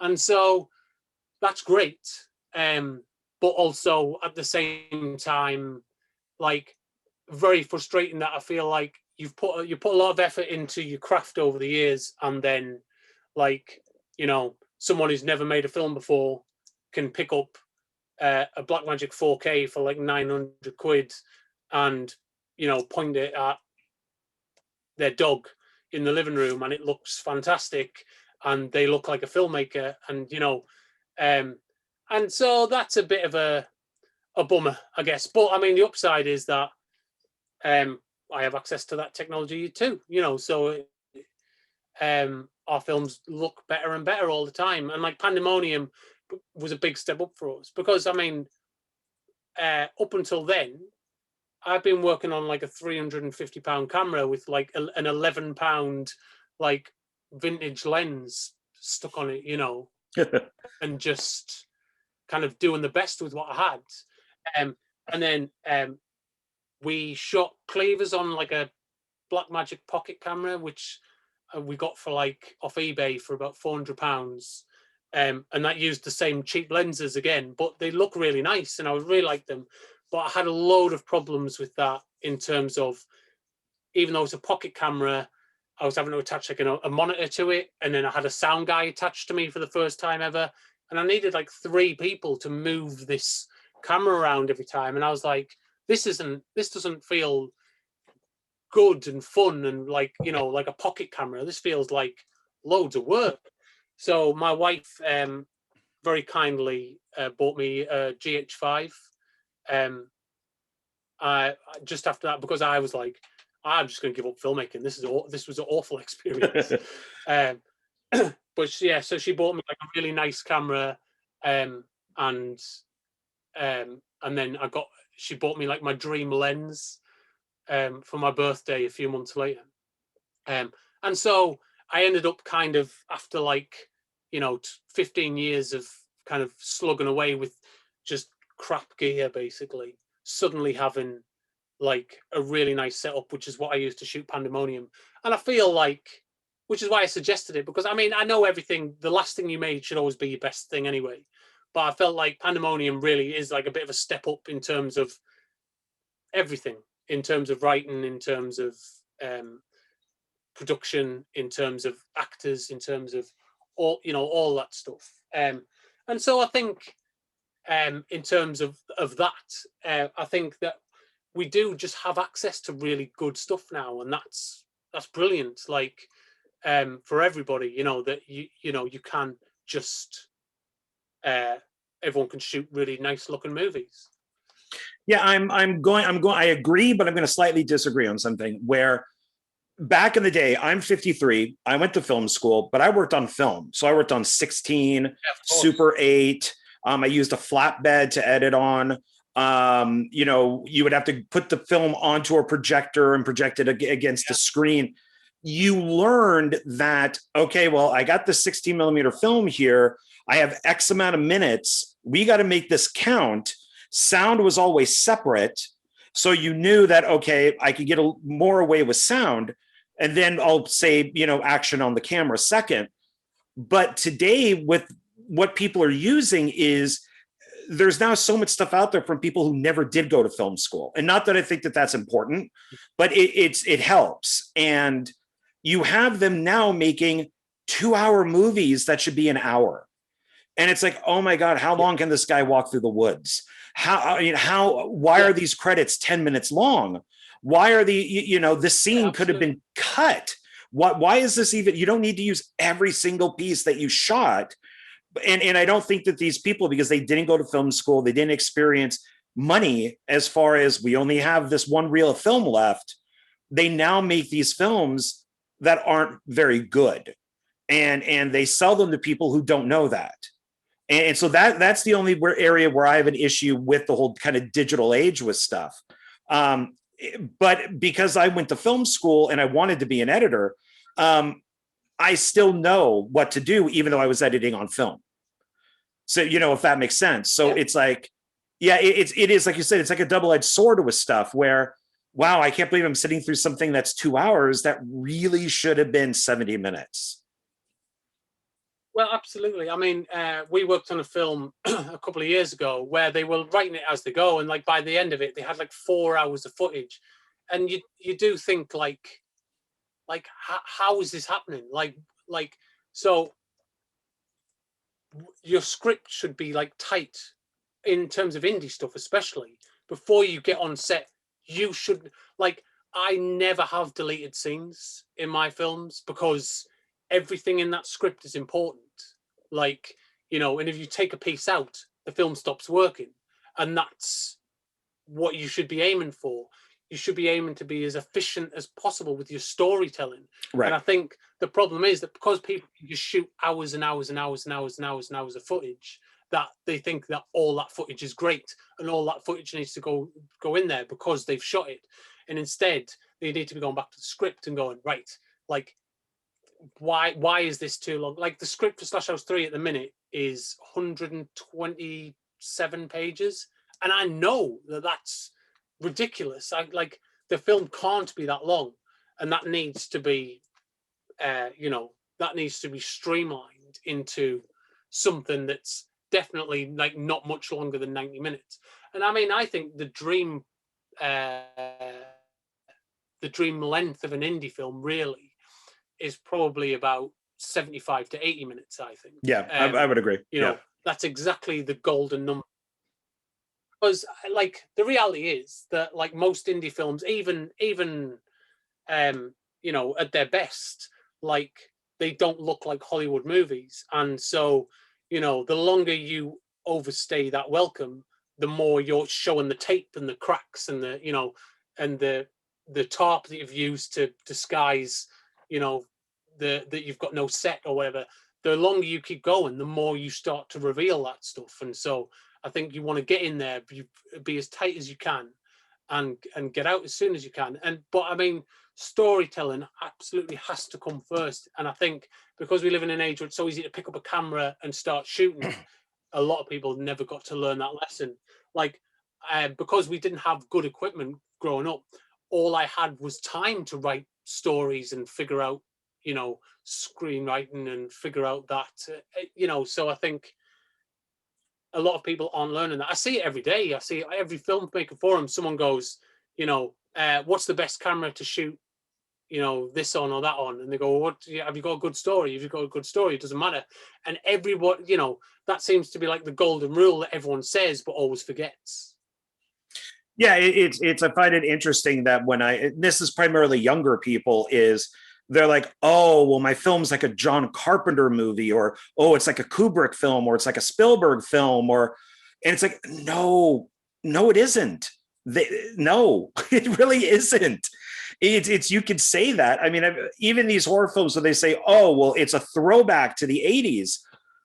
No, it isn't. It isn't. I was in my 20s in the 80s. No, it isn't. Those are the films I watch. So it's very interesting that, yeah, I mean, you could just shoot a film today as long as your story is good on your cell phone, you know, and as long as it's interesting, you know, people will watch it, even if it's just shot on your cell phone. And that's where I think people get hung up on equipment, is instead of working on their story, because it doesn't matter that, you know, you could use the best camera in the world, you know, you could shoot something on 4K, and if it's a bad story, I don't want to watch it, you know.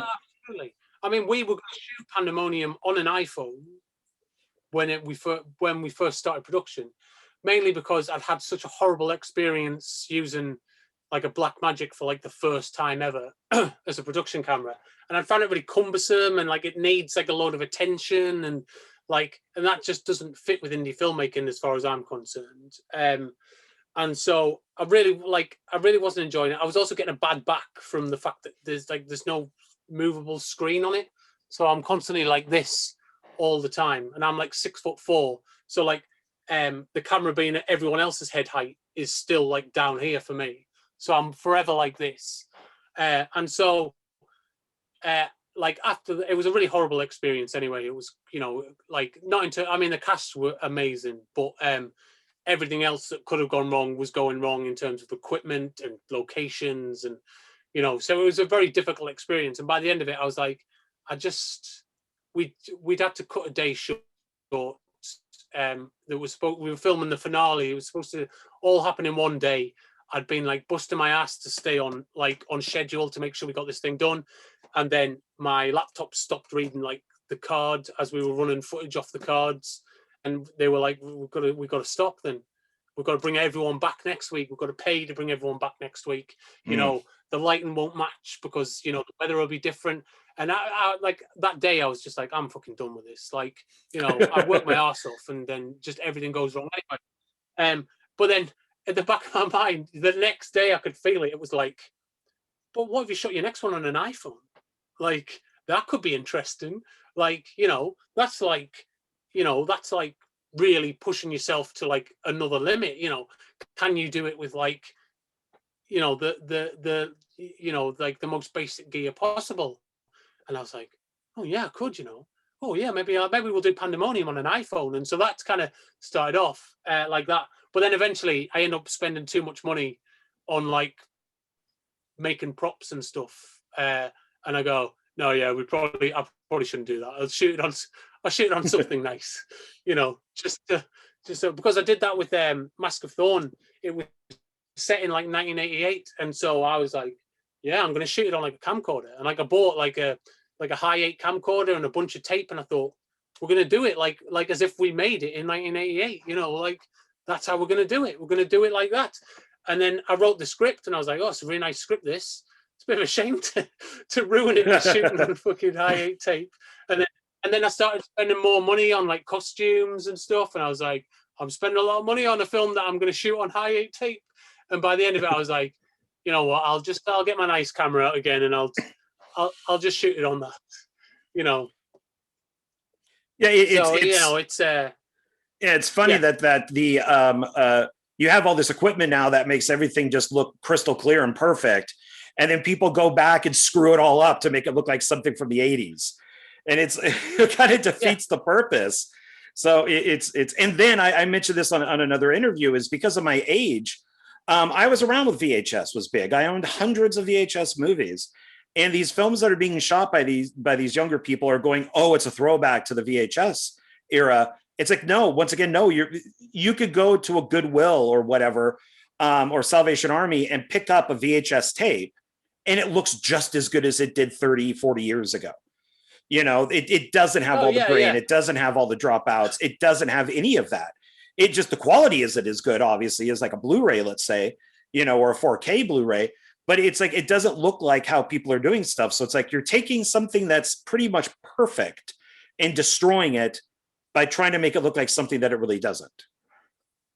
Yeah, in a lot of ways, I think that's a lot like the Grindhouse movement as well, for like the late kind of 2000s, where suddenly everyone was like, oh yeah, like Grindhouse stuff was like just unwatchable apparently, like, according to like, I love Planet Terror. I think it's amazing, but like sometimes I think like it's too over the top with that kind of, like the grain, like really completely distorting the whole thing, like complete missing reels and all that kind of thing.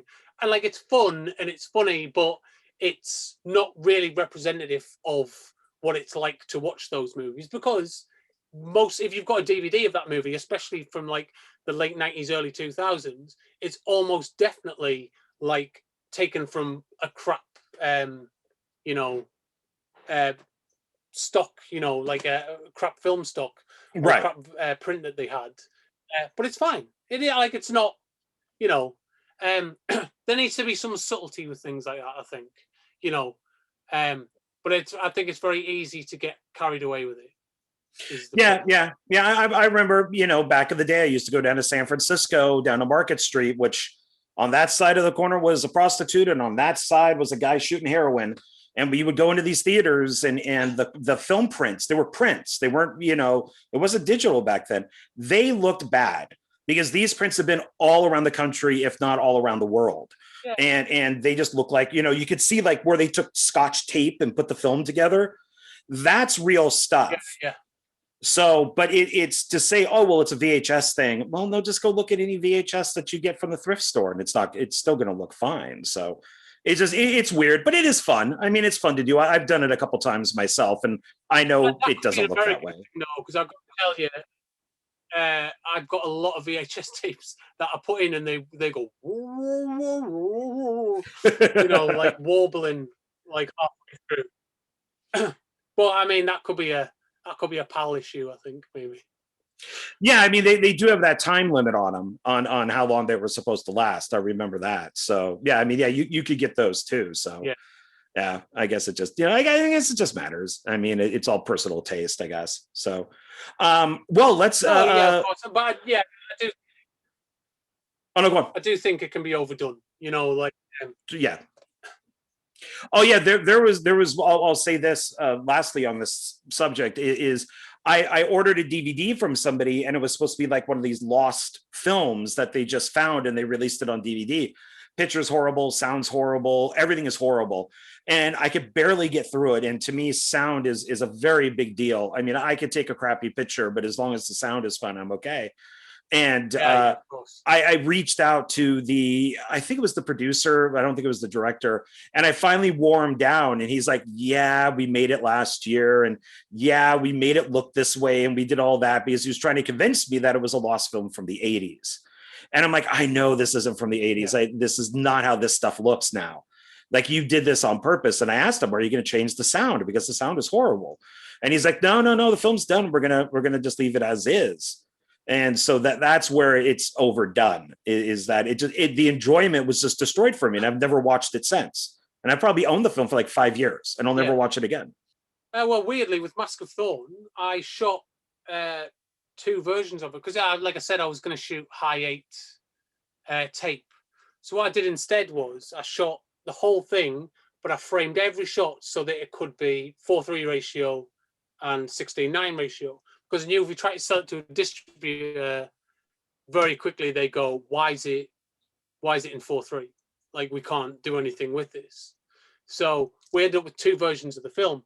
But of course, it's weird because it's set in the 80s and everyone's wearing basically dressed like Madonna or, and things like that, or, Carlton from Fresh Prince kind of,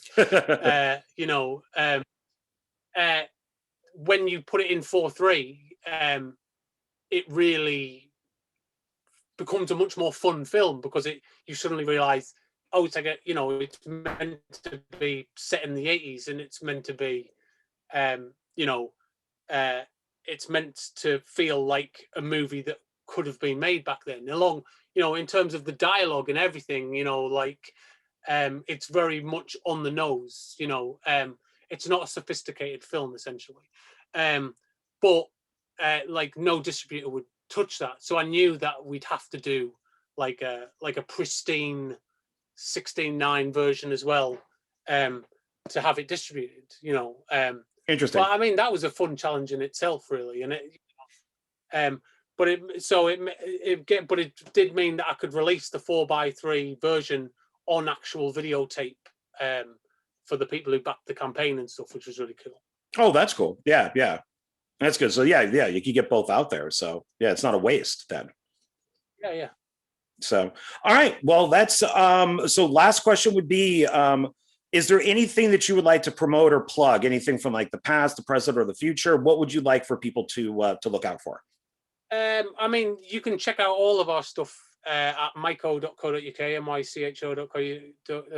mycho.co.uk. And we have like all of our films there. Like we do short films. We have a Patreon as well at patreon.com/myco, mycho. And we use that for making our short form content, because one of the big problems we had was making features all the time is that it's kind of a full-time job. And so you suddenly like don't have time to make shorts, we always felt.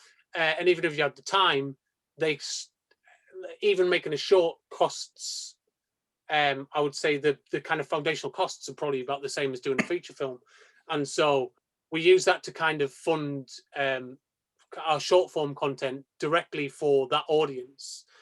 So most of our short films get released on there about a year earlier than they go public. But at the minute, we also, because of the pandemic, we've also been doing a weekly podcast. So we've got like interviews with like cast members from our various films and things like that. We have Anna and Eve do a real horror show where they look at like real horror stories and turn them into like film idea, indie film pictures. And then also we do a show called Gritty Reboots on there, which is we take like franchises from yesteryear and try and give them like a bit of a spit and a polish and come up with like a kind of feature film idea for them. But so that's all kind of going on our Patreon at the minute. But we also have loads of stuff, T-shirts at our website, and we do we do a limited VHS every year of one of our kind of legacy titles. And launching this year, we should also have here's our first prototype. Oh, I always misjudge where the camera is. Of our Cleaver action figure. Oh, very cool. Annoyingly, he's black. I'm always doing these things at night, and the prototype is obviously black plastic. So, so you can see there we've got a Cleaver action figure. That is cool. That's coming in. I've been working on that for about 3 years, and we have a whole line of them. We've got a Cleaver one, a Thorn one coming, and we've got the prototypes kind of coming together for Jacob, the Panda Man, and one of the, maybe a monster from Bannister Dollhouse. The big doll monster has an action figure coming. So yeah, we've got kind of all that stuff like that kind of in the pipeline. We've got a new comic coming out. It was supposed to be out at the end of this week, or I think it's probably going to be delayed by about a week or so. But Myco Universe issue 1 is kind of like a kind of separate series to the Myco comics that we do with the crowdfunders, and it's kind of like a digital comic that we're hoping to do about 3 or 4 a year, that just kind of tell different stories within the universe of all, with all the characters. And the first one is kind of like a recap on Cleaver and his life so far, and kind of reintroduces his daughter from the first and second film. And it's kind of like it kind of fills in the gap between the two movies, and kind of her training to become like this killer clown thing that she becomes in the sequel. So it's yeah, we've got loads going on.